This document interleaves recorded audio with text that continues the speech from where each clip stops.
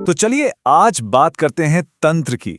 एक ऐसा शब्द है ना जिसके आसपास रहस्य और ना जाने कितनी गलतफहमियों का जाल बुना हुआ है, पर असल में इसकी जड़ें बहुत बहुत गहरी आध्यात्मिकता में हैं। जब तंत्र शब्द सुनने में आता है तो मन में क्या आता है? अक्सर लोगों के दिमाग में रहस्यमयी अनुष्ठान, कोई काला जादू या फिर कुछ सनसनीखेज प्रैक्टिसेस की तस्वीरें बनती हैं। और ये बहुत आम धारणाएं हैं। पर सवाल ये है कि क्या यही पूरी कहानी है? चलिए आज इसी पर्दे को हटाकर देखते हैं। तो देखिए, यहीं से आम धारणा और असलियत के बीच का फर्क साफ होने लगता है।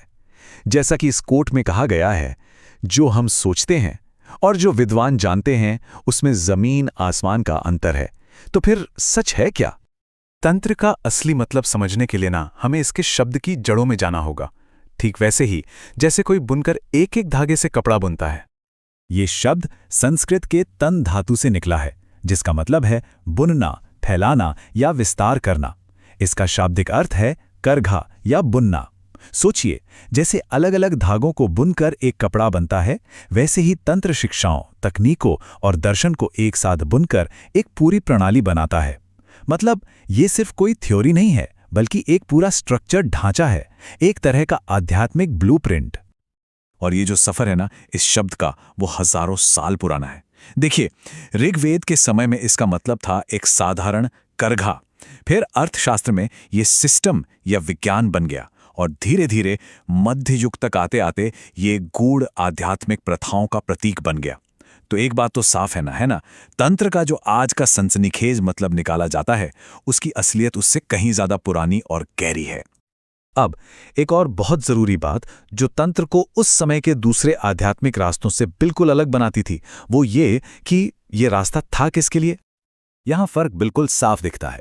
एक तरफ था वैदिक मार्ग, जो अक्सर तपस्वियों या कुछ खास वर्गों तक ही सीमित था, और दूसरी तरफ आया तंत्र, जिसने जाति या जन्म देखे बिना सबके लिए दरवाजे खोल दिए, खासतौर पे उन गृहस्थों के लिए जो अपनी दुनियादारी की जिम्मेदारियां निभा रहे थे।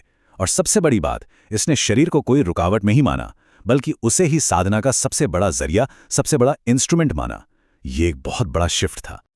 और ये कोड बिल्कुल इसी बात को और पुख्ता करता है कि तंत्र एक प्रैक्टिकल रास्ता था, आम लोगों के लिए, अपने रोजमर्रा के जीवन में रहते हुए, अपनी जिम्मेदारियों को निभाते हुए भी आध्यात्मिक तरक्की करने का एक जरिया।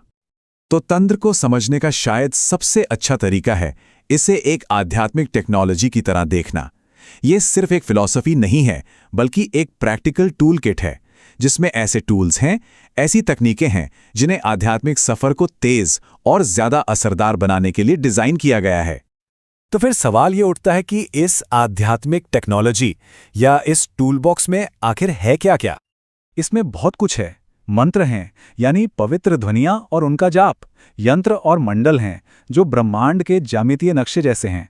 मुद्राएं हैं, यानी हाथों की विशेष भंगिमाएं। पूजा पाठ है, योग के शारीरिक और ऊर्जा से जुड़े अभ्यास हैं।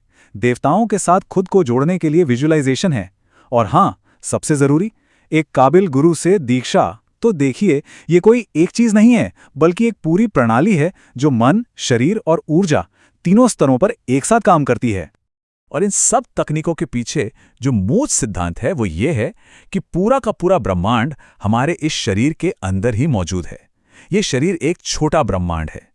तंत्र के अनुसार ये ब्रह्मांड दो शक्तियों के मिलन से बना है, शिव जो कि स्थिर चेतना है और शक्ति जो कि गतिशील रचनात्मक ऊर्जा है। और कमाल की बात यह है कि ये दोनों ही शक्तियां हमारे अंदर भी हैं। तो तंत्र की पूरी साधना का मकसद बस यही है कि अपने अंदर की इस शक्ति को जगाकर अपने ही भीतर शिव से उसका मिलन करवाना। चलिए अब बात करते हैं तंत्र के उन पहलुओं की जो सबसे ज्यादा विवादास्पद हैं। और सच कहें तो ज्यादातर गलतफहमियों की जड़ भी यही है। यहीं से सारा कंफ्यूजन शुरू होता है। तंत्र में मोटे तौर पर दो मुख्य रास्ते हैं। एक है दक्षिणाचार, यानी राइट हैंड पाथ। ये पारंपरिक सामाजिक नियमों का पालन करता है और सात्विक यानी शुद्ध चीजों का इस्तेमाल करता है। ये रास्ता ज्यादातर लोगों द्वारा स्वीकार किया जाता है। और दूसरा है वामाचार, यानी लेफ्ट हैंड पाथ। ये रास्ता अपरंपरागत है, गूढ़ है और ये जानबूझकर उन चीजों या कामों का इस्तेमाल करता है जिन्हें समाज में अच्छा नहीं माना जाता या वर्जित समझा जाता है। और वामाचार से ही जुड़ी है ये पंच मकार या 5 म की धारणा, जिसकी वजह से तंत्र सबसे ज्यादा बदनाम हुआ। इसमें मद्य, मांस, मत्स्य, मुद्रा और मैथुन शामिल हैं। लेकिन यहाँ ये समझना बहुत ज़रूरी है कि इसका इस्तेमाल कुछ गिने चुने पहुंचे हुए साधक ही बहुत ही खास और नियंत्रित अनुष्ठानों में करते थे। इसका मकसद दुनिया का भोग करना नहीं था, बल्कि इन चीज़ों से जुड़े लगाव, नफरत और अच्छा बुरा, पवित्र अपवित्र के सामाजिक विचारों को जड़ से तोड़कर चेतना को उससे ऊपर उठाना था। ये आग से खेलने जैसा था, जिसका मकसद जलना नहीं बल्कि खुद को तपाकर कुंदन बनाना था। और ये कोट इस बात को बहुत सही तरीके से बताता है। शमशान जैसी जगहों पर की जाने वाली ताकतवर साधनाओं का जब गलत इरादों वाले अयोग्य लोगों ने शहरों में आकर दुरुपयोग किया, तो समाज में डर और एक नेगेटिव इमेज बनना तो स्वाभाविक था। आखिर कोई भी शक्तिशाली टेक्नोलॉजी अगर गलत हाथों में पड़ जाए तो वो हमेशा खतरनाक ही होती है। तो इन सब प्रथाओं, विवादों और फिलॉसफी के बाद हम वापस उसी सवाल पर आते हैं कि तंत्र का आखिरी मकसद क्या है? ये जो बुनाई हो रही है, इससे आखिर बनना क्या है? इसके लिए एक छोटी सी कहानी है।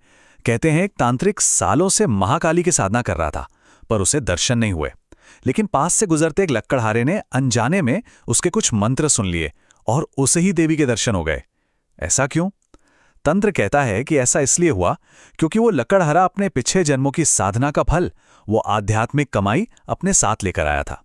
मतलब साधना कभी बेकार नहीं जाती, वो जन्मों जन्मों तक साथ चलती है। और यहीं हम वापस शब्द के असली मतलब पर पहुंच जाते हैं।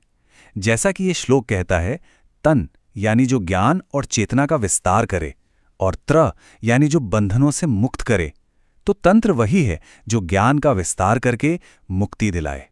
तो कुल मिलाकर तंत्र का लक्ष्य सांसारिक सुख भोगना नहीं, बल्कि उस सुख के स्रोत, उस परम आनंद को पाना है। ये बाहरी दुनिया के पल भर के सुखों से ध्यान हटाकर अपने ही अंदर शिव और शक्ति के मिलन से पैदा होने वाली असली स्थायी आनंद की अवस्था को महसूस करना है। और यही सच्ची मुक्ति है। तो तंत्र मुक्ति के लिए एक पूरी टेक्नोलॉजी देता है। ये विश्लेषण हमें इस सवाल पर छोड़ जाता है कि कोई अपनी समझ और अपने विकास के सफर में किन टूल्स का इस्तेमाल कर रहा है। इसी विचार के साथ आज का ये सफर यहीं समाप्त करते हैं।